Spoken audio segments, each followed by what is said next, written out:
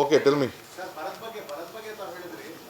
ಈಗ ಬಿಜೆಪಿ ಶಾಸಕರೆಲ್ಲ ಸೋಮವಾರದಿಂದ ರಾಜ್ಯ ಪ್ರವಾಸ ಮಾಡ್ತಾರಂತೆ. ಎಲ್ಲೆಲ್ಲಿ ಬರ ಇದೆ, ಬರದ ಪರಿಸ್ಥಿತಿ ಏನು ಅಂತ ಅಧ್ಯಯನ ಮಾಡ್ತಾರಂತೆ. ಒಳ್ಳೆ ಕೆಲಸ ಮಾಡಲಿ. ಆಡಳಿತ ಪಕ್ಷದ ಜವಾಬ್ದಾರಿ ಇಲ್ಲ, ನಮಗೆ ಜವಾಬ್ದಾರಿ ಇದೆ. ಭಾಳ ಸಂತೋಷ.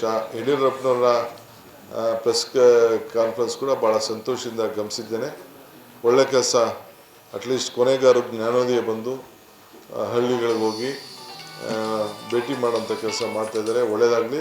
ಕರ್ನಾಟಕ ಸರ್ಕಾರ ಸಂಪೂರ್ಣವಾಗಿ ಅವ್ರಿಗೆ ಎಲ್ಲ ಥರದ ಪ್ರೋತ್ಸಾಹ ಸಹಕಾರ ಬರ ನಿರ್ವಹಣೆ ಮಾಡಲಿಕ್ಕೆ ಏನೇನು ಬೇಕು ಅವ್ರಿಗೆ ಸಹಕಾರವನ್ನು ಕೊಡಲಿಕ್ಕೆ ನಾವು ಬದ್ಧರಿದ್ದೇವೆ. ಭಾಳ ಸಂತೋಷ. ಅವ್ರಿಗೆಲ್ಲರೂ ಕೂಡ ನನ್ನ ಅಭಿನಂದನೆಗಳು.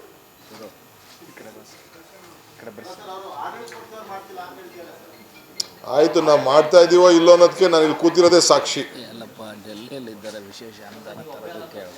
ಆ ಪ್ರೈಮ್ ಮಿನಿಸ್ಟರ್ ಹತ್ರ ಮತ್ತು ರೂರಲ್ ಡೆವಲಪ್ಮೆಂಟ್ ಮಿನಿಸ್ಟರ್ ಹತ್ರ ನರೇಗಾ ದುಡ್ಡು 1,500,000 ಕೋಟಿ ರೂಪಾಯಿ ಉಳ್ಕೊಂಡಿದೆ. ಆ ಉಳ್ಕೊಂಡು ದುಡ್ಡಾರು ತೆಗೆದುಕೊಂಡು ಬರಲಿ. ಬರ ಅಂತ ಅಂದಮೇಲೆ 100ರಿಂದ 150 ದಿನ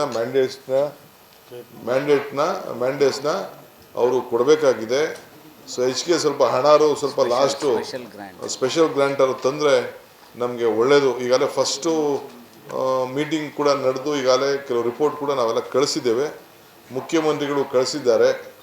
ಸೊ ಅದಕ್ಕೆ ನಮ್ಮ ಜಿಲ್ಲೆಯಲ್ಲಿ ವಿಶೇಷವಾಗಿ ಬಳ್ಳಾರಿ ಜಿಲ್ಲೆಯಲ್ಲಿ ಎಲ್ಲ ತಾಲೂಕುಗಳು ಕೂಡ ನಾವು ಬರಗಾಲ ಅಂತೇಳಿ ಈಗಾಗಲೇ ಕ್ರೈಟೀರಿಯಾ ಪ್ರಕಾರ ಘೋಷಣೆ ಆಗಿದೆ. ಸೊ ಎಲ್ಲ ಕೂಡ ಹಣ ಬರಲಿ. 1,500,000 ಕೋಟಿ ರೂಪಾಯಿ ಬರಬೇಕು. ಈಗಾಗಲೇ ನಮ್ಮ RDPR ಮಿನಿಸ್ಟ್ರು ಸೆಂಟ್ರಲ್ ಮಿನಿಸ್ಟರ್ನ ಹೋಗಿ ಪರ್ಸನಲ್ ಕೂಡ ರಿಕ್ವೆಸ್ಟ್ ಮಾಡಿ. ಮೊನ್ನೆ 8 ಮೀಟ್ ಮಾಡಿದ್ದೆ. ಓಕೆ.